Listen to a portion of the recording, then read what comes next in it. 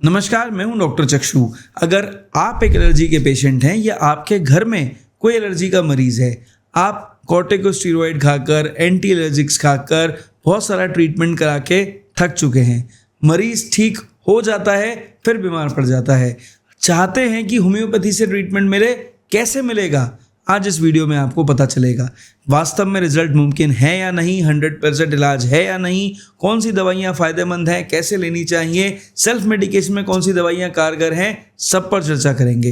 Request करेंगे, आप समझदार हैं, आप इस वीडियो को पूरा ज़रूर देखेंगे।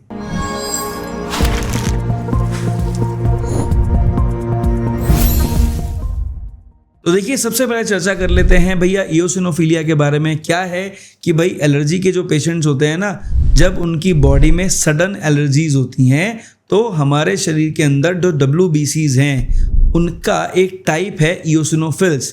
आसान भाषा में समझिए कि हमारे शरीर की जो आर्मी है, जो कि किसी इन्फेक्शन से लड़ रही है, किसी एलर्जन से लड़ रही है, जो हमारे शरीर में एलर्जी पैदा करता है, तो वो जो आर्मी है, उस आर्मी की जो टुकड़ी है, स्पेशल टुकड़ी जो सिर्फ एलर्जी से लड़ती है, पैरासाइट से लड़ती है, उस टुकड़ी का नाम है इयोसिनोफिल्स। लेकिन जब हमारे शरीर में ज़रूरत से ज़्यादा पैदा हो जाएं तो उसको हम बोलते हैं कंडीशन को इयोसिनोफिलिया। अब ये क्या है, कैसा पैरामीटर होता है, क्या चीज़ें होती हैं, क्या कॉम्प्लिकेशंस होते हैं, सब पर हम पहले एक पुरानी वीडियो में बात कर चुके हैं। लिंक आई बटन पे है, आप चाहें तो उसे देख सकते हैं। वहाँ से आपका इयोसिनोफिलिया का कंसेप्ट क्लियर हो जाएगा। आज हम बात करेंगे 2024 में कि भाई इयोसिनोफिलिया के मरीज को ठीक करना है तो सबसे पहले समझिए कि 5 बातों का ध्यान रखना बहुत ज़रूरी है। कौन सी 5 बातें हैं, चर्चा करते हैं। पहली बात हो गई कि हमें मरीज के हाइड्रेशन का बहुत ज़्यादा ध्यान रखना है। अगर आपकी बॉडी में इयोसिनोफिलिया हो रहा है तो आपकी बॉडी में इन्फ्लेमेशन होगा, और इन्फ्लेमेशन को इम्प्रूव करने के लिए सबसे पहले पेशेंट का हाइड्रेशन अच्छा होना ज़रूरी है। क्या करना है, आपको सबसे पहले अपने पानी के TDS को इम्प्रूव करना है। 140 से 170 TDS का पानी पिएंगे तो बॉडी हाइड्रेट अच्छे से रहेगी। 140 से कम का पिएंगे तो आपको डिहाइड्रेशन कहीं ना कहीं बना रहेगा। दूसरी बात, आपको कोशिश ये करनी है कि अल्कलाइन वाटर पीना है, एसिडिक वाटर नहीं पीना है। ये क्या चीज़ें हैं, इसके लिए आप एक RO वाले को घर में बुलाइए, अपना पानी जो आप पी रहे हैं उसको चेक कराइए, और अगर उसका pH जो है कम है, पानी एसिडिक है, TDS उसका ज़्यादा है तो कम कराइए, TDS कम है तो बढ़वाइए। अगर आप ऐसा कुछ नहीं करना चाहते हैं तो भैया कुछ मत करिए, बस आप जो एक बड़े बड़े जो पत्थर होते हैं, हार्ड पत्थर, उन्हें ले आइए, पानी में उबालिए, और उसके बाद आप उन पत्थरों को एक घड़े के अंदर रख दीजिए। घड़े में पानी भर दीजिए, घड़े को नमक से साफ़ करिए अंदर बाहर से, और उसका पानी रेगुलरली पीजिए तो आपका पानी की शुद्धता बनी रहेगी, क्वालिटी बनी रहेगी, आप डिहाइड्रेट नहीं होंगे। दूसरा काम क्या करना है, हमें चाहिए एंटीऑक्सीडेंट्स। कैसे मिलेंगे? फलों के माध्यम से। सुबह उठने के बाद सबसे पहले फ्रूट्स खाना इयोसिनोफिलिया के पेशेंट के लिए बहुत ज़रूरी है। ज़रूरी नहीं है कि वो खट्टे फल ही खाएं, आप बनाना खा सकते हैं, केला खा सकते हैं, चीकू खा सकते हैं, अमरूद खा सकते हैं, नाशपाती खा सकते हैं, आप पपीता खा सकते हैं, आप सेब खा सकते हैं। मौसमी फल जितने भी हैं अगर आप वो खाएंगे तो आपके लिए बहुत फ़ायदेमंद है। कोशिश करिए कि जो फल आप काले नमक से खा पाएँ उसे काले नमक के साथ ज़रूर खाइए। कोई भी फ्रूट अगर आप खाते हैं और काले नमक के साथ खा सकते हैं तो वो आपको ज़्यादा बेटर रिजल्ट्स देगा, क्योंकि काले नमक में होता है मैग्नीशियम और पोटेशियम, जो कि आपके शरीर में सूजन भी कम करता है, इन्फेक्शंस का असर कम करता है, और साथ ही साथ शरीर में वीकनेस को कम करता है। तीसरा काम आपको क्या करना है, ध्यान से समझिए कि आपको सबसे पहले अपनी डाइट के अंदर दिन में एक बार सूप को ज़रूर इंक्लूड करना है। अब सूप किस चीज़ का बनेगा? टमाटर, गाजर, चुकंदर, पालक, लौकी। अब ज़रूरी नहीं है 5 सब्जियां हर सीज़न में मिलें, हर जगह मिलें, पर जहां मिल जाएं, जो 5 सब्जी मिल जाए, 5 सब्जियों को आप एक साथ उबाल के बनाएंगे। अगर आप सूप बनाएंगे तो वो सूप बहुत हेल्दी है, न्यूट्रिशियस है, आपकी बॉडी में एंटीऑक्सीडेंट्स और साथ में जो सब्जियों की ताकत होती है थ्रू विटामिन्स, थ्रू मिनरल्स, अगर आप सूप के फॉर्म में लेते हैं तो ईजिली डाइजेस्ट होता है। आपके जो गट की स्वेलिंग होती है, जो आंतों की सूजन होती है, वो कम होती है, खाना आराम से पचता है, पेरिस्टाल्टिक मूवमेंट इंप्रूव करता है। इन सभी चीज़ों से आपके पेट, आपका स्टमक, आपके इंटेस्टाइन, उनकी क्लींजिंग होती है, पोषण मिलता है। इसलिए दिन में एक बार एक बाउल पूरा भरकर सूप पीना बेहद ज़रूरी है। पैकेट वाला सूप पिए, इससे कोई फ़ायदा नहीं है। अब जो चौथा काम आपको रेगुलरली करना है वो ये कि आपको रात में गेहूं का आटा और दूध से बनी चीज़ें नहीं लेनी है। अगर आप ग्लूटेन नहीं लेते हैं, रात में लैक्टोज नहीं लेते हैं, तो आप दिन में एक टाइम इन्फ्लेमेटरी फूड्स को अपनी डाइट से एक्सक्लूड कर देते हैं। अब देखिए जो आजकल नया गेहूं आ रहा है उसकी बाली बड़ी होती है, दाना बड़ा होता है, उसमें ग्लूटेन ज़्यादा होता है, हमारी आंतों में सूजन करता है, हमारे पेट से एलर्जीज को पैदा कर सकता है। सिमिलरली जो दूध आपके पास आ रहा है, आपको नहीं पता उसकी गुणवत्ता कैसी है, उसमें इंजेक्शन लग के आ रहा है, नहीं आ रहा है, जानवर को सूखा चारा खिलाया जा रहा है या जानवर को कुछ भी नहीं खिलाया जा रहा, सिर्फ इंजेक्शन लगा के दूध निकाला जा रहा है, या दूध में मिलावट हो रही है, आप नहीं जानते। इसलिए कोशिश करिए कि रात में डिनर टाइम में गेहूं का आटा और दूध से बनी चीज़ें मत लीजिए, आपकी एलर्जीज हमेशा कम रहेंगी। पांचवा काम आपको क्या करना है ये ध्यान से समझ लीजिए, और वो है उपवास यानी फास्टिंग। आपको हफ्ते में एक दिन कोई भी चूज़ करना है जब आपको फास्टिंग ज़रूर करनी है। आपको कोशिश करना है कि फास्टिंग वाले दिन आप अन्न को ग्रहण ना करें। अन्न ग्रहण ना करने से अगर आप कंद मूल फल लेते नहीं, आप सब्जियां लेते हैं, आप सूप लेते हैं केवल, या आप फ्रूट्स खाते हैं रेगुलरली, या आप ऐसा खाना खाते हैं जो कि रिच इन फाइबर है, तो वो आपके लिए ज़्यादा अच्छा है। डीप फ्राइड फूड भी कोशिश करिए उपवास के दिन आप अवॉइड करें।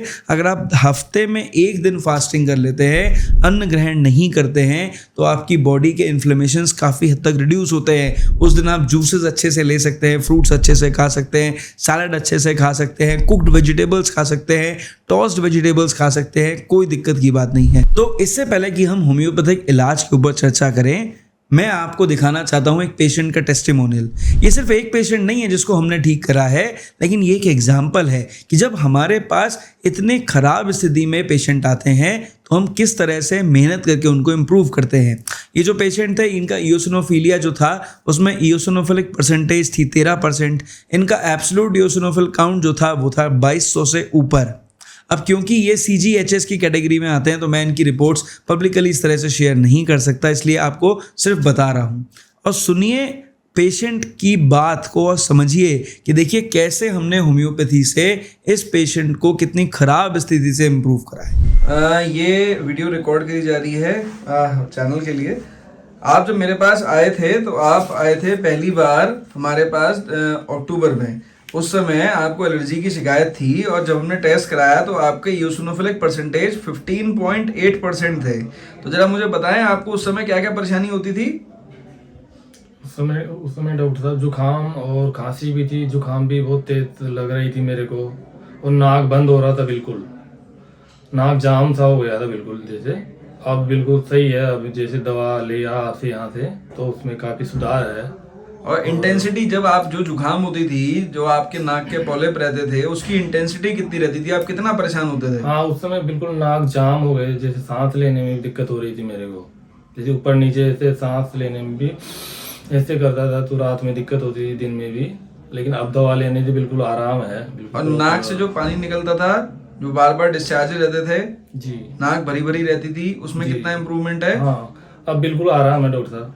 तो 100% में से कितना परसेंट इम्प्रूवमेंट आपको महसूस हुआ है लगभग 4 महीने की ट्रीटमेंट में? अब ये मान के चलिए 100 में से 80% 70% मान के चलिए। अब पहले से बेहतर है? हाँ, पूरा बेहतर मानिए आप। चलिए, तो होम्योपैथी से लाभ हुआ है फिर आपको? जी जी जी, बहुत लाभ हुआ है। चलिए, थैंक यू। तो अब अगर इस वीडियो को देखकर आपको कॉन्फिडेंस मिला हो तो मैं आपसे कहना चाहूँगा कि अब समझिए कैसे आप भी होम्योपैथी से रिजल्ट्स पा सकते हैं। अगर आपको होम्योपैथी से इयोसिनोफिलिया का इलाज कराना है तो पहला काम जो ज़रूरी है वो है एक डॉक्टर के साथ बैठकर अपने केस के बारे में डिस्कस करना, अपनी रिपोर्ट्स दिखाना और रेगुलर कराई हुई रिपोर्ट्स को अपने डॉक्टर के साथ शेयर करना कि पहले इयोसिनोफिलिक परसेंटेज कितनी थी, अभी कितनी है, जब बीमार पड़े तो कितनी बढ़ जाती है, जब नॉर्मल रहते हैं तब कितनी रहती है, जब बीमारी से रिकवर हो जाते हैं तब कितनी रहती है। ठीक है, वो जो इयोसिनोफिलिक परसेंटेज है उसके संग में कुछ और टेस्ट की ज़रूरत हो सकती है, आपके लक्षणों की आवश्यकता हो सकती है, जब होता है तो क्या होता है। मरीज़ के इंडिविजुअल लक्षण इयोसिनोफिलिया के पेशेंट में बड़े ज़रूरी हैं। देखना होता है हर मरीज़ के अंदर क्या अलग सिम्टम्स आ रहे हैं, उसके अनुसार सेलेक्ट करी गई दवा हमेशा मरीज़ के ऊपर लंबे समय तक इयोसिनोफिलिया को बढ़ने नहीं देती, और हम लगभग मान के चलते हैं कि इयोसिनोफिलिया को परमानेंटली इम्प्रूव कर सकती है। लेकिन कुछ दवाइयां हैं जो सेल्फ मेडिकेशन में आपके काम आ सकती हैं अगर आप लेना चाहें तो। उनमें से पहली दवा जो यहाँ पर काम आती है उसका नाम है चाइना ऑफिसिनालिस। ये चाइना ऑफिसिनालिस उन पेशेंट्स के लिए बहुत सूट करती है जिनको इओसिनोफिलिया की वजह से पेट संबंधी परेशानी होती है, जैसे इओसिनोफिलिक ईसोफेजाइटिस की माइल्ड स्टेजेस। अब गैस बनने लग जाती है, पेट फूलने लग जाता है, एलर्जीज की वजह से, किसी चीज़ को खाने की वजह से जो सडन एलर्जीज होती हैं उसकी वजह से पेट खराब होना, गैस बनना, लूज मोशन होना, कॉन्स्टिपेशन होना या फिर मरोड़े उठना, दर्द होना, इस तरह की तकलीफें जिन मरीजों को होती है उनके लिए चाइना एक बढ़िया दवा है। अगर आप चाइना को रेगुलर यूज़ करना चाहते हैं इओसिनोफिलिया में तो पेट संबंधी परेशानी में बढ़िया रिजल्ट्स आपको देगी। ऐसे में आप चाइना को 2 बूंद दवा 2 चम्मच पानी में डालकर दिन में 3 बार रेगुलरली लीजिए और कम से कम 45 डेज तक रेगुलरली लें। आपको बड़े बढ़िया रिजल्ट्स मिलेंगे। ना मिलें तो नियर बाय डॉक्टर से बात कर किसी और दवाई की ज़रूरत आपको पड़ सकती है। अब जो दूसरी दवा यहाँ पर है उसका नाम है आर्सेनिक एल्बम। अगर आपको स्किन में रैशेस पड़ने लग जा रहे हैं, खुजली हो रही है, इचिंग हो रही है, इरिटेशन हो रहा है, आपको नाक कान गले का कोई इन्फेक्शन होता है, आपको सीने में कोई इन्फेक्शन हो रहा है, सांस आपकी फूल रही है, नेजल पॉलिप्स हो रहे हैं, छींकें आ रही हैं, आँख से पानी बह रहा है, नाक से पानी बह रहा है, बहुत इरिटेशन हो रही है, तो ऐसी कंडीशन में आर्सेनिक एल्बम बढ़िया दवा है। ऐसे पेशेंट्स में इओसिनोफिलिया में आर्सेनिक हमेशा बढ़िया रिजल्ट्स देती है। सेल्फ मेडिकेशन में आप इस दवा को 2 बूंद दवा 2 चम्मच पानी में डालकर दिन में 3 बार रेगुलर कंज्यूम करिए, पर कोशिश करिए सिर्फ 21 दिन तक लें। 21 दिन के बाद इस दवा को बंद कर दीजिए या फिर अपने डॉक्टर से परामर्श लेकर ही इस दवा को आगे बढ़ाइए। हो सकता है अगर आपको इतना इम्प्रूवमेंट ना आए तो कोई और दवा साथ में देने की ज़रूरत पड़ सकती है। अब जो यहाँ पर तीसरी दवा है उसका नाम है सोराइनम। देखिए सोराइनम एक उन पेशेंट्स के लिए खासकर बढ़िया दवा है जिनको हर साल रिपीटेटिवली कभी ना कभी इओसिनोफिलिया ज़रूर हो जाता है। ऐसे मरीजों में जो सोराइनम है वो बढ़िया रिजल्ट्स दिखाती है। अगर आपको बार बार रिपीटेटिवली हर साल कभी ना कभी एक बार इओसिनोफिलिया ज़रूर हो रहा है, इओसिनोफिलिक परसेंटेज बढ़ जा रही है, एलर्जी का अटैक आता है, तो ऐसी कंडीशन में आपको सोराइनम 200 हफ्ते में एक बार सिर्फ 2 बूंद दवा 2 चम्मच पानी में डालकर सुबह खाली पेट निहार मुंह 4 हफ्ते तक रेगुलर लेनी चाहिए। यानी हफ्ते में 1 खुराक लेंगे, 4 हफ्ते तक रेगुलर लेंगे, उसके बाद उसे रिपीट नहीं करेंगे। इस दवा को लेने से आपकी ये जो हैबिचुअल टेंडेंसीज बन गई हैं इसमें कुछ हद तक बहुत बढ़िया रिजल्ट्स मिलेंगे। लेकिन डॉक्टर से डिस्कशन के बिना अगर कोई भी दवा और लेना चाहते हैं और इस टेंडेंसी से छुटकारा पाना चाहते हैं तो बिना डॉक्टरी परामर्श के दवा ना लें। अब हम बात करेंगे यहाँ पर चौथी दवा के बारे में जो कि एक कॉम्बिनेशन रेमेडी है और सेल्फ मेडिकेशन में लगभग हर मरीज की हेल्प करेगी। उस कॉम्बिनेशन में हम बात करेंगे 3 बहुत स्पेशल दवाइयों के बारे में। पहली दवा है ग्लाइसीराइजिया ग्लैब्रा जो कि है मुलेठी। तो मुलेठी का मदर टिंचर का नाम है ग्लाइसीराइजिया ग्लैब्रा, हमें इसे यूज़ करना है कॉम्बिनेशन में। दूसरी दवा हो गई टीनोस्पोरा कॉर्डिफोलिया यानी गिलोय का मदर टिंचर, हमें इसे यूज़ करना है। और तीसरी दवा हो गई यहाँ पर जिंजिबर ऑफिसिनालिस यानी अदरक से बना कॉम्बिनेशन। तो अगर आपको इओसिनोफिलिया में सेल्फ मेडिकेशन में एक सेफ दवा चाहिए जो आप थोड़ा लंबे समय तक यूज़ करें और आपको एलर्जी इओसिनोफिलिया परेशान ना करे, तो आप ग्लाइसीराइजिया ग्लैब्रा की 10 बूंद दवा, टीनोस्पोरा की 10 बूंद दवा और जिंजिबर ऑफिसिनालिस की 10 बूंद दवा आधा कप पानी में डालकर रात को सोने से पहले एक बार ज़रूर सेवन करिए। कोशिश करिए कि आप ये दवा 60 दिन तक रेगुलरली लेंगे।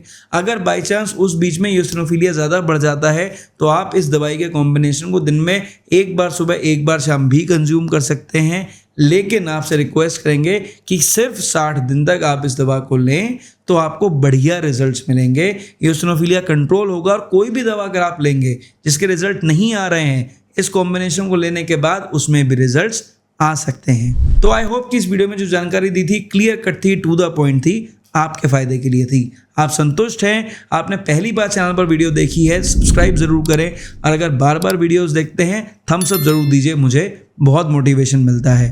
अगर मुझसे परामर्श चाहिए इस नंबर पर मेरे स्टाफ से बात करके मेरा अपॉइंटमेंट आप ले सकते हैं। इस वीडियो में सिर्फ इतना ही। मेरी तरफ से नमस्कार, थैंक यू एंड जय हिंद।